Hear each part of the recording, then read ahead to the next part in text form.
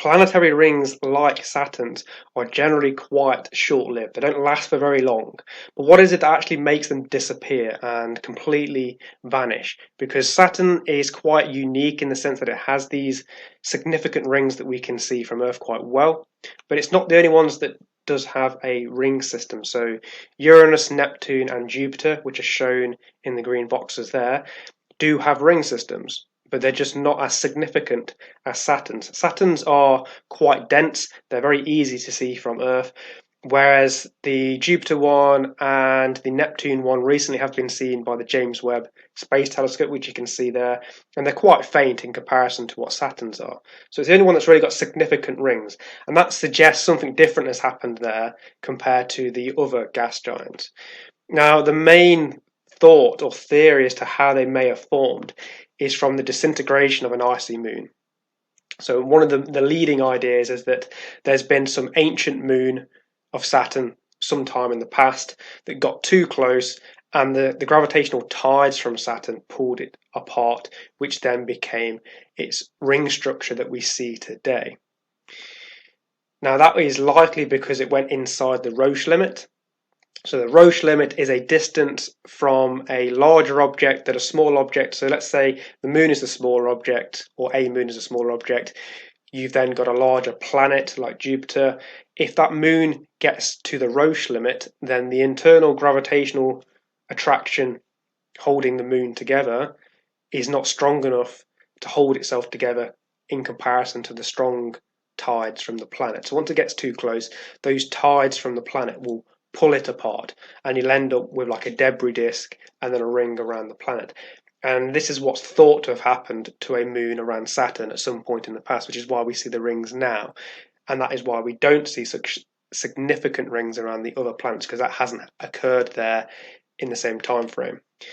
So over the next 100 million years, this is what we expect Saturn's rings to look like. So it's going to decrease in mass and it's going to disappear to the point that they become a lot more faint and they just lose a lot more mass. So 100 million years sounds like a long time, but in astronomical terms, it's not very long at all. And it doesn't take too long to completely disappear. So where are they going and why are they going? Well, first, the inner part of the ring is actually flowing onto the planet.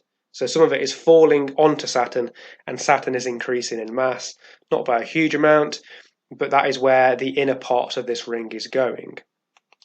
Now let's have a look at the actual movement of particles in the ring to understand why they're actually falling down onto the planet.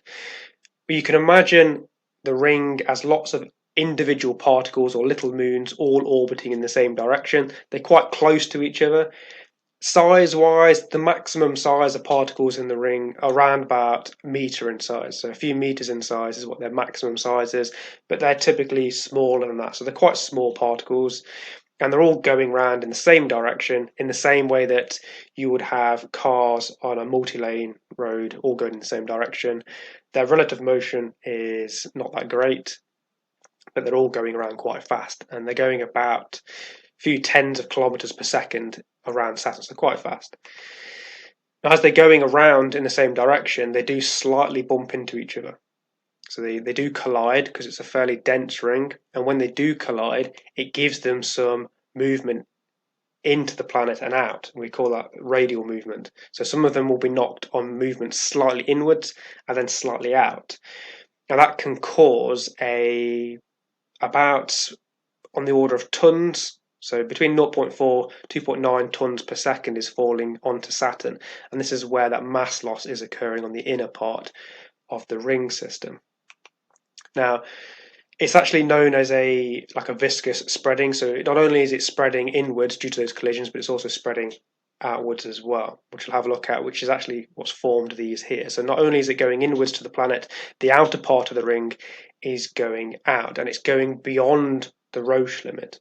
And because it goes beyond that Roche limit, you get a moon forming there, and you get this kind of mid-sized moons being formed and then moving away. So here you've got that Roche limit, which we know is a distance from the planet where an object like a moon is able to gravitationally hold itself together. Inside that it can't, and outside it can.